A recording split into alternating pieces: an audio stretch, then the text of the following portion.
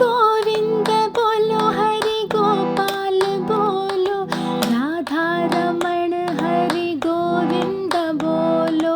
गोविंद बोलो हरि गोपाल बोलो, राधा रमण हरि गोविंद बोलो। गोविंद बोलो गोपाल बोलो, राधा रमण हरि गोविंद बोलो। गोविंद बोलो हरि गोपाल बोलो, राधा रमण हरि गोविंद बोलो। गोविंद बोलो गोपाल बोलो, सारे ये बोलो, मिलके ये बोलो, अरे सारे ये बोलो। श्रीमद्भागवत जी के षष्ठ स्कंद का 18वां अध्याय। अदिति और दिति की संतानों की तथा मरुदगण की उत्पत्ति का वर्णन। श्री सुखदेव जी कहते हैं, परीक्षित, सविता की पत्नी प्रश्नि के गर्भ से 8 संतानें हुईं। सावित्री, व्याहृति, त्रयी, अग्निहोत्र, पशु, सोम, चातुर्मास्य और 5 महायज्ञ। भग की पत्नी सिद्धि ने महिमा, विभु और प्रभु ये 3 पुत्र और आशीष नाम की एक कन्या उत्पन्न की। यह कन्या बड़ी सुंदरी और सदाचारिणी थी। धाता की 4 पत्नियां थीं, कुहू, सिनी वाली, राका और अनुमति। उनसे क्रमशः सायं, दर्श, प्रातः और पूर्णमास ये 4 पुत्र हुए। धाता के छोटे भाई का नाम था विधाता, उनकी पत्नी क्रिया थी। उससे पुरीष्य नाम के 5 अग्नियों की उत्पत्ति हुई। वरुण जी की पत्नी का नाम चर्षणी था। उससे भृगु जी ने पुनः जन्म ग्रहण किया। इसके पहले वे ब्रह्मा जी के पुत्र थे। महायोगी वाल्मीकि जी भी वरुण के पुत्र थे। वाल्मीकि से पैदा होने के कारण भी उनका नाम वाल्मीकि ही पड़ गया था। उर्वशी को देखकर मित्र और वरुण दोनों का वीर्य स्खलित हो गया था। उसे उन लोगों ने घड़े में रख दिया था। उसी से मुनिवर अगस्त्य और वशिष्ठ जी का जन्म हुआ था। मित्र की पत्नी थी रेवती। उसके 3 पुत्र हुए, उत्सर्ग, अरिष्ट और पिप्पल। प्रिय परीक्षित, देवराज इंद्र की पत्नी थी पुलोमनंदिनी शची। उनसे हमने सुना है उन्होंने 3 पुत्र उत्पन्न किए, जयंत, ऋषभ और मीढवान।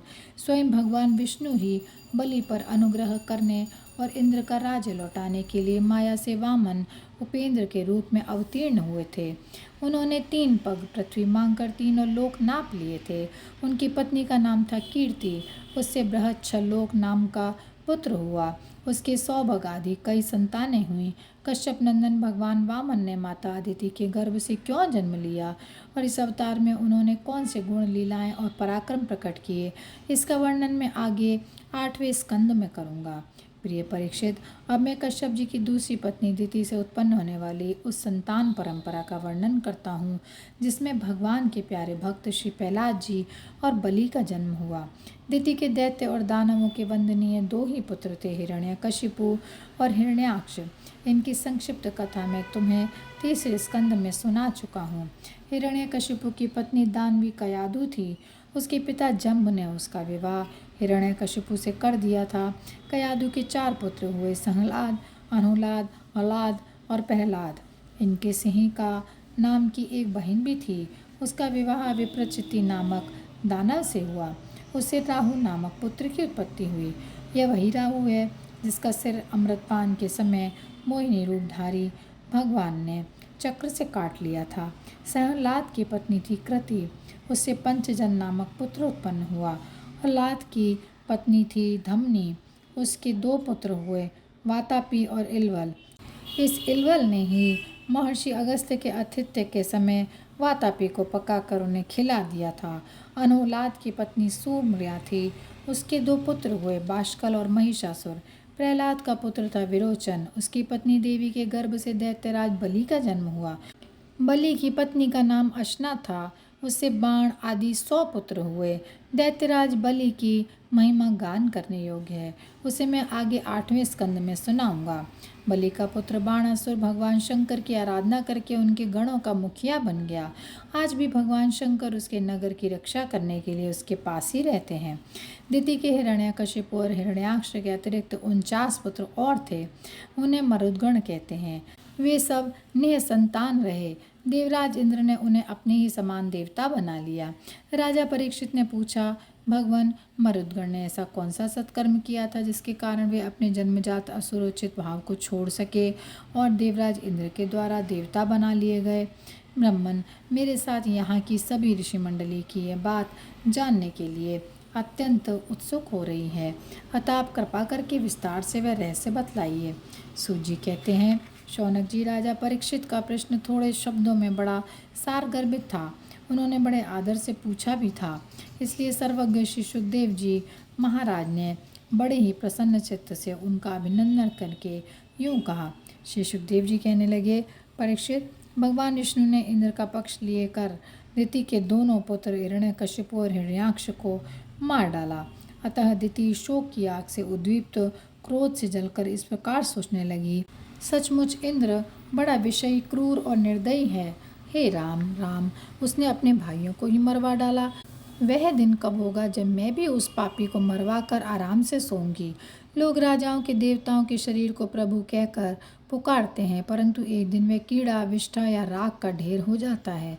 इसके लिए जो दूसरे प्राणियों को सताता है उसे अपने सच्चे स्वार्थ या परमार्थ का पता नहीं है, क्योंकि इससे तो नरक में जाना पड़ता है। मैं समझती हूँ इंद्र अपने शरीर को नित्य मानकर मतवाला हो रहा है, उसे अपने विनाश का पता ही नहीं है। अब मैं वह उपाय करूँगी जिससे मुझे ऐसा पुत्र प्राप्त हो जो इंद्र का घमंड चूर चूर कर दे। दिति अपने मन में ऐसा विचार करके सेवा, शुश्रूषा, विनय, प्रेम और जितेंद्रियता आदि के द्वारा निरंतर अपने पति देव कश्यप जी को प्रसन्न रखने लगी। वे अपने पतिदेव के हृदय का एक एक भाव जानती रहती थी और परम प्रेम भाव, मनोहर एवं मधुर भाषण तथा मुस्कान भरी तिरछी चितवन से उनका मन अपनी ओर आकर्षित करती रहती थी। कश्यप जी महाराज बड़े विद्वान और विचारवान होने पर भी चतुर्दिति की सेवा से मोहित हो गए और उन्होंने विवश होकर यह स्वीकार कर लिया कि मैं तुम्हारी इच्छा पूर्ण करूँगा। स्त्रियों के संबंध में यह कोई आश्चर्य की बात नहीं है। सृष्टि के प्रभात में ब्रह्मा जी ने देखा कि सभी जीव असंग हो रहे हैं, तब उन्होंने अपने आधे शरीर से स्त्रियों की रचना की और स्त्रियों ने पुरुषों की मति अपनी ओर आकर्षित कर ली। हाँ, तो भैया मैं कह रहा था कि दिति ने भगवान कश्यप की बड़ी सेवा की, इससे वे उस पर बहुत ही प्रसन्न हुए।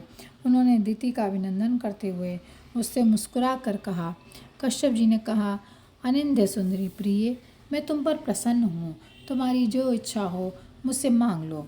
पति के प्रसन्न हो जाने पर पत्नी के लिए लोक या परलोक में कौन सी अभीष्ट वस्तु दुर्लभ है।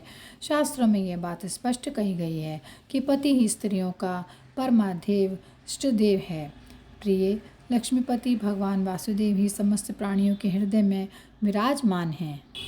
विभिन्न देवताओं के रूप में नाम और रूप के भेद से उन्हीं की कल्पना हुई है। सभी पुरुष चाहे किसी भी देवता की उपासना करें, उन्हीं की उपासना करते हैं।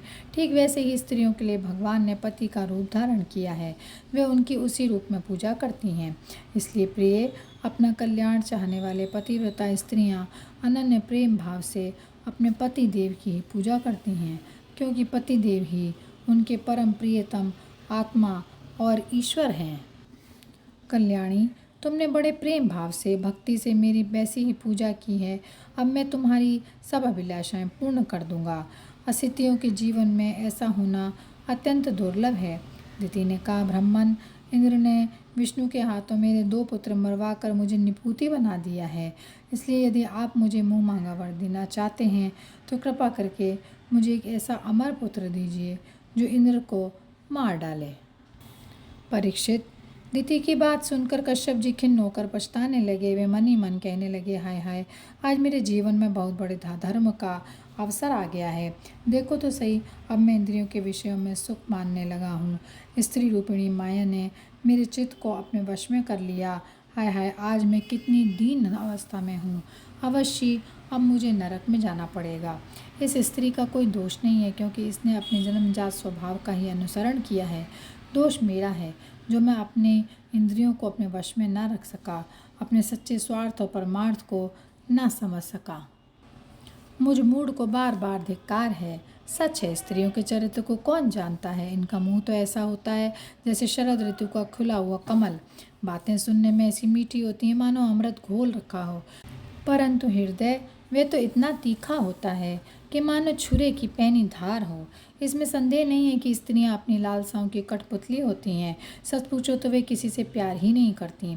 स्वार्थवश वे अपने पति, पुत्र और भाई तक को मार डालती हैं या मरवा डालती हैं। अब तो मैं कह चुका हूँ कि जो तुम मांगोगी दूंगा। मेरी बात झूठ तो नहीं होनी चाहिए, परंतु इंद्र भी वध करने योग्य नहीं है। अच्छा, अब इस विषय में मैं एक युक्ति करता हूँ। प्रिय परीक्षित, सर्वसमर्थ कश्यप जी ने इस प्रकार मन ही मन अपनी भर्त्सना करके दोनों बात बनाने का उपाय सोचा और फिर तनिक रुष्ट होकर दिति से कहा।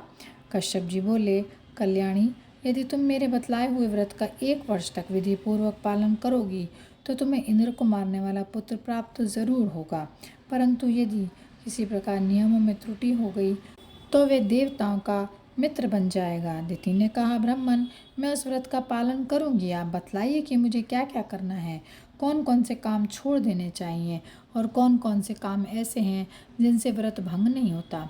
कश्यप जी ने उत्तर दिया, प्रिय, इस व्रत में किसी भी प्राणी को मन, वाणी या क्रिया के द्वारा सताए नहीं, किसी को शाप या गाली न दे, झूठ न बोले, शरीर के नख और रोए न काटे और किसी भी अशुभ वस्तु का स्पर्श न करे और जल में घुसकर स्नान न करे, क्रोध न करे, दुर्जनों से बातचीत न करे, बिना धुला वस्त्र न पहने और किसी की पहनी हुई माला को न पहने, जूठा न खाए, भद्रकाली का प्रसाद या मांस युक्त अन्न का भोजन न करे, शूद्र का लाया हुआ और रजस्वला का देखा हुआ अन्न भी न खाए और अंजलि से जलपान न करे, जूठे मुंह बिना आचमन किए, संध्या के समय बाल खोले हुए, बिना श्रृंगार के, वाणी का संयम किए बिना और बिना चद्दर ओढ़े घर से बाहर ना निकले, बिना पैर धोए, अपवित्र अवस्था में गीले पांवों से उत्तर या पश्चिम सिर करके दूसरे के साथ नग्नावस्था में तथा सुबह शाम सोना नहीं चाहिए। इस प्रकार इन निषिद्ध कर्मों का त्याग करके सर्वदा पवित्र रहे, धुला वस्त्र धारण करे और सभी सौभाग्य के चिन्हों से सुसज्जित रहे। प्रातःकाल कलेवा करने के पहले ही गाय, ब्राह्मण, लक्ष्मी और भगवान सूर्य नारायण की पूजा करे। इसके बाद पुष्पमाला, चंदन आदि सुगंध द्रव्य, नैवेद्य और आभूषण आदि से सुभागिनी स्त्रियों की पूजा करे तथा पति की पूजा करे और उसकी सेवा में संलग्न रहे और यह भावना करती रहे कि पति का तेज मेरी कोख में स्थित है। प्रिय, इस व्रत का नाम पुंसवन है। यदि 1 वर्ष तक तुम इसे बिना किसी त्रुटि के पालन कर सकोगी तो तुम्हारी कोख से इंद्रघाती पुत्र उत्पन्न होगा। परीक्षित, दिति बड़ी मनस्विनी और दृढ़ निश्चय वाली थी। उसने बहुत ठीक कहकर उनकी आज्ञा स्वीकार कर ली। अब दिति अपनी कोख में भगवान कश्यप का वीर और जीवन में उनका बतलाया हुआ व्रत धारण करके अनायास ही नियमों का पालन करने लगी। प्रिय परीक्षित, देवराज इंद्र अपनी मौसी दिति का अभिप्राय जान बड़ी बुद्धिमानी से अपना वेश बदलकर दिति के आश्रम पर आए और उसकी सेवा करने लगे। वे दिति के लिए प्रतिदिन समय समय पर वन से फल फूल, कंदमूल, फल, सुमिधा, कुश, पत्ते, दूब, मिट्टी और जल लाकर उनकी सेवा में समर्पित करते। राजन, जिस प्रकार बहेलिया हरिण को मारने के लिए हरिण किसी सूरत बनाकर उसके पास जाता है, वैसे ही देवराज इंद्र भी कपट वेश धारण करके व्रत परायणा दिति के व्रत पालन की त्रुटि पकड़ने के लिए उसकी सेवा करने लगे। सर्वदा पैनी दृष्टि रखने पर भी उन्हें उसके व्रत में किसी प्रकार की त्रुटि न मिली और वे पूर्ववत उसकी सेवा में टहल गए। अब तो इंद्र को बड़ी चिंता हुई और वे सोचने लगे, मैं ऐसा कौन सा उपाय करूं जिससे मेरा कल्याण हो। दिति व्रत के नियमों का पालन करते करते बहुत दुर्बल हो गई थी। विधाता ने भी उसे मुंह में डाल दिया। इसलिए एक दिन संध्या के समय जूठे मुंह, बिना आचमन किए और बिना पैर धोए ही वह सो गई। योगेश्वर इंद्र ने देखा कि वह अच्छा अवसर हाथ लगा। वे योग कपल से झटपट सोई हुई विधि के गर्भ में प्रवेश कर गए। उन्होंने वहां जाकर सोने के समान चमकते हुए गर्भ के वज्र के द्वारा 7 टुकड़े कर दिए। जब वह गर्भ रोने लगा तब उन्होंने मत रो यह कहकर 7 टुकड़ों में से एक एक के और भी 7 टुकड़े कर दिए। राजन, जब इंद्र उनके टुकड़े टुकड़े करने लगे तब उन सबों ने हाथ जोड़कर इंद्र से कहा, देवराज, तुम हमें क्यों मार रहे हो? हम तो आपके भाई मरुदगण हैं। तब इंद्र ने अपने भावी अनन्य प्रेमी पार्षद मरुगण से कहा, अच्छी बात है, तुम लोग मेरे भाई हो, अब डरो मत। परीक्षित, जैसे अश्वत्थामा के ब्रह्मास्त्र से तुम्हारा कुछ भी अनिष्ट नहीं हुआ था, वैसे ही भगवान श्री हरि की कृपा से दिति का वह गर्भ वज्र के द्वारा टुकड़े टुकड़े होने पर भी मरा नहीं, इसमें तनिक भी आश्चर्य की बात नहीं है, क्योंकि जो मनुष्य एक बार भी आदि पुरुष भगवान नारायण की आराधना ले लेता है और कर लेता है, वह उनकी समानता प्राप्त कर लेता है। फिर दिति ने तो कुछ ही दिन तक, कम तक 1 वर्ष तक भगवान की आराधना की थी। अब वे 49 मरुदगण इंद्र के साथ मिलकर 50 हो गए। इंद्र ने भी सौतेली माता के पुत्रों के साथ शत्रु भावना रखकर उन्हें सोमपई देवता बना दिया। जब दिति की आँख खुली तब उसने देखा कि उसके अग्नि के समान तेजस्वी 49 बालक इंद्र के साथ हैं। इससे सुंदर स्वभाव वाली दिति को बड़ी प्रसन्नता हुई। उसने इंद्र को संबोधन करके कहा, बेटा, मैं इस इच्छा से इस अत्यंत कठिन व्रत का पालन कर रही थी कि तुम अदिति के पुत्रों को भयभीत करने वाला पुत्र उत्पन्न हो। मैंने केवल एक ही पुत्र के लिए संकल्प किया था, फिर ये 49 पुत्र कैसे हो गए? बेटा इंद्र, यदि तुम्हें इसका रहस्य मालूम हो तो सच सच मुझे बतला दो, झूठ न बोलना। इंद्र ने कहा, माता, मुझे इस बात का पता चल गया था कि तुम किस उद्देश्य से व्रत कर रही हो, इसलिए अपना स्वार्थ सिद्ध करने के उद्देश्य से मैं स्वर्ग छोड़कर तुम्हारे पास आ गया। मेरे मन में तनिक भी धर्म भावना नहीं थी। इसी से तुम्हारे व्रत में त्रुटि होते ही मैंने उस गर्भ के टुकड़े टुकड़े कर दिए। पहले मैंने उसके 7 टुकड़े किए, इसके बाद मैंने फिर एक एक के 7 टुकड़े कर दिए, तब भी वे न मरे बल्कि 49 हो गए। यह परम आश्चर्यमयी घटना देखकर मैंने ऐसा निश्चय किया कि परम पुरुष भगवान की उपासना की यह कोई स्वाभाविक सिद्धि है।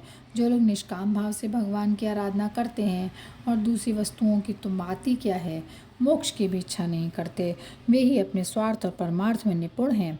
भगवान जगदीश्वर सबके आराध्य देव और अपने आत्माधीन हैं। वे प्रसन्न होकर अपने अपने आप तक दान कर देते हैं। भला ऐसी कौन बुद्धिमान है जो उनकी आराधना करके विषय भोगों का वरदान मांगे? माता जी, ये विषय भोग तो नरक में भी मिल सकते हैं। मेरी स्नेहमयी जननी, तुम सब प्रकार मेरी पूज्या हो। मैंने मूर्खतावश बड़ी दुष्टता का काम किया है, तुम मेरे अपराध को क्षमा कर दो। यह बड़े सौभाग्य की बात है कि मर जाने पर भी वह फिर से जीवित हो गया। श्री सुखदेव जी कहते हैं, परीक्षित, दिति देवराज के इंद्र के शुद्ध भाव से संतुष्ट हो गईं। उससे आज्ञा लेकर देवराज इंद्र ने मरुदगणों के साथ उसे नमस्कार किया और स्वर्ग में चले गए। राजन, यह मरुदगण का जन्म बड़ा ही मंगलमय है। इसके विषय में तुमने मुझसे जो प्रश्न किया था उसका उत्तर समग्र रूप से मैंने तुम्हें दे दिया है। अब और क्या सुनना चाहते हो?